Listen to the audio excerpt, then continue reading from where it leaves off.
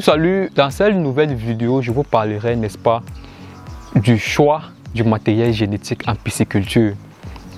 Comment effectuer le choix de ces alevins? Car, comme dit-on souvent, on ne passe pas la commande de ces alevins, mais on s'en va chercher ces alevins chez son fournisseur. Je m'avais donc vous expliquer, ou alors vous donner les critères sur lesquels vous devez vous appuyer pour effectuer le choix de vos alevins une fois chez votre fournisseur. Après cela, je m'en vais vous expliquer comment assurer le transport de vos alevins de chez votre fournisseur jusqu'à la ferme. Car nombreux sont ceux-là qui, arrivés à la ferme, se rendent compte qu'ils ont eu beaucoup de pertes liées au transport. Après cela, je vous expliquerai, n'est-ce pas, ou alors après cela, nous parlerons de comment installer les alevins à la ferme, comment assurer ce changement du milieu-là. Alors, je vous souhaite la bienvenue sur cette chaîne. Ici, nous parlons de pisciculture. Nous parlons de nouvelles techniques piscicoles.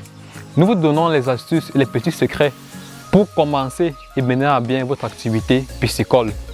D'autant plus que nous-mêmes, nous sommes une unité de production de poissons d'eau douce. Alors, si c'est votre première fois de tomber sur une vidéo sur cette chaîne, ou alors c'est votre première fois de voir une vidéo de notre chaîne, je vous invite déjà à vous abonner et à cliquer sur le bouton de notification pour ne rater aucune des vidéos pareilles qui seront divulguées chaque semaine une fois.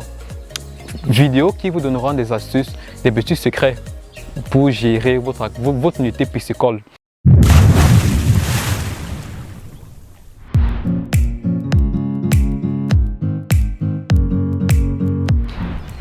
Alors, parlant du choix du matériel génétique en pisciculture, autant pour moi, comme je l'ai tantôt dit, on ne passe pas la commande de ces alevins, mais on s'en va chercher ces alevins. Une fois chez votre fournisseur vous présentera différents alevins ou alevins de différents calibres. Votre fournisseur vous dira peut-être, voici les alevins de 15 grammes, je les vends à 150. Voici les alevins de 10 grammes, je les vends à 125. Voici les alevins de 5 grammes, je les vends à 85 francs. Plusieurs d'entre vous préféreront prendre les alevins de 85 francs ou de 100 francs. Parce que selon eux, avec 500 000 comme budget pour les alevins, il serait préférable de prendre les alevins de 85 francs que de prendre les alevins de 150. Parce que le nombre sera plus élevé.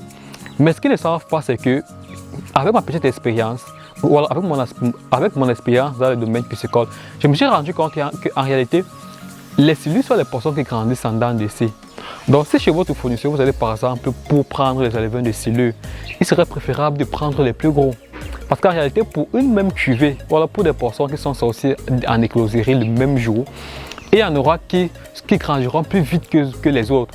Et ce sont sur ces poissons-là qu'on mise pour atteindre les 400 grammes qu'on fait après 3 mois et demi de production. Donc si vous arrivez chez votre fournisseur et que, question de vouloir trop gagner, vous prenez les petits alevins, ce qui va se passer, c'est que vous serez en train de prendre les rescapés, ou alors les deuxième, les troisième, les quatrième choix.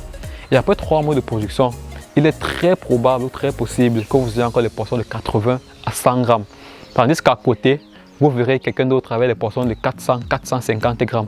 Ça, c'est le premier critère sur lequel vous devez vous appuyer pour choisir vos alevins. Prendre les alevins les plus vigoureux. Le deuxième critère, c'est que vous devez prendre les alevins les plus mobiles. Un poisson en bonne santé, ça ne s'ignore pas. Un poisson en bonne santé est mobile.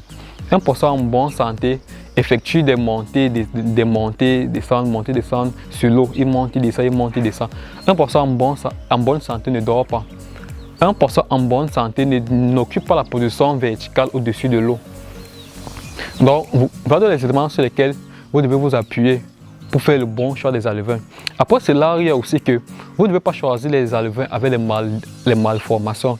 C'est-à-dire vous devez vous assurer que sur vos alevins, qu'il n'y ait pas d'alevins avec des malformations, c'est-à-dire des déformations. Vous vous posez la question de savoir, mais si je dois prendre 1000 alevins, comment je fais pour me rassurer que je n'ai aucun alevin avec des malformations? Si vous êtes du domaine, ou bien si vous aimeriez vous lancer dans la pisciculture, une fois chez le fournisseur des alevins, le décompte se fait manuellement et à la main.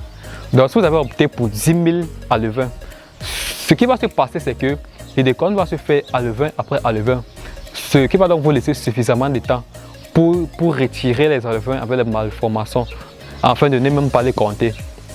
Ainsi dit donc, je m'en vais donc vous expliquer comment gérer le transport des alevins. Déjà, vous devez savoir que le décompte des alevins est un processus ou une phase très stressante pour les poissons. Parce que pendant les décomptes, ils sont hors de l'eau. Les poissons sont d'abord très stressés. Et si vous les gérez mal sur le transport, vous augmentez le stress sur le stress. Et à pisciculture, nous avons l'habitude de dire stress plus stress égale à mort. Donc un poisson stressé, à qui on augmente le stress, meurt. Donc, comment donc gérer le transport des alevins?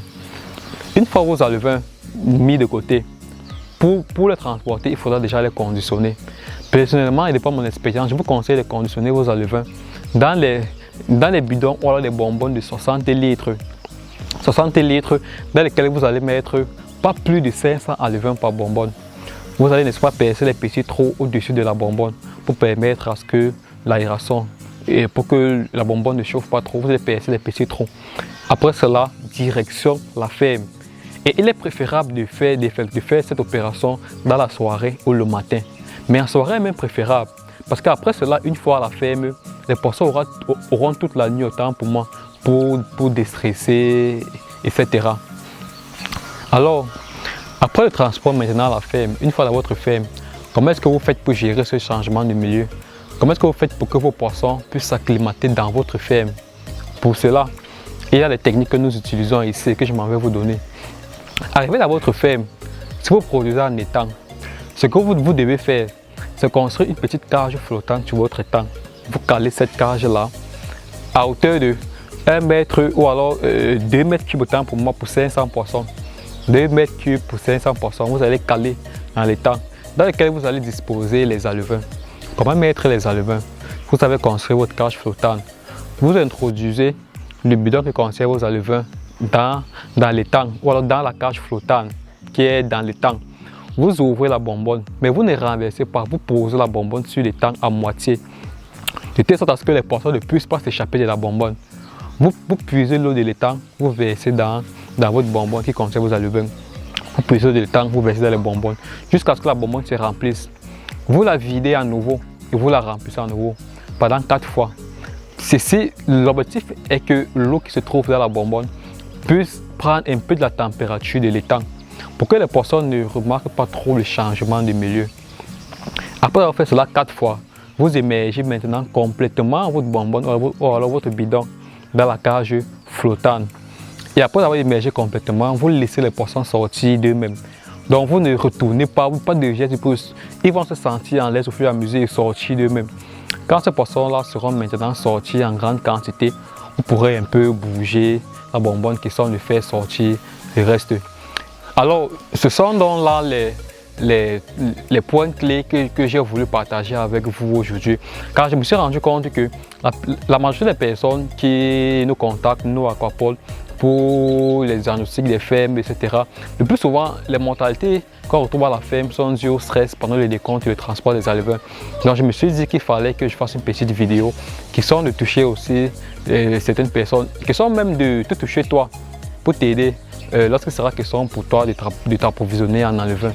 Alors si la vidéo t'a plu, je t'invite déjà à la partager à un ami, à une personne qui aimerait se lancer dans le domaine piscicole.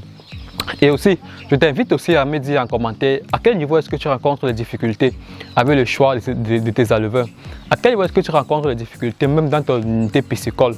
À quel niveau est-ce que tu rencontres des difficultés au niveau du montage de ton business plan piscicole.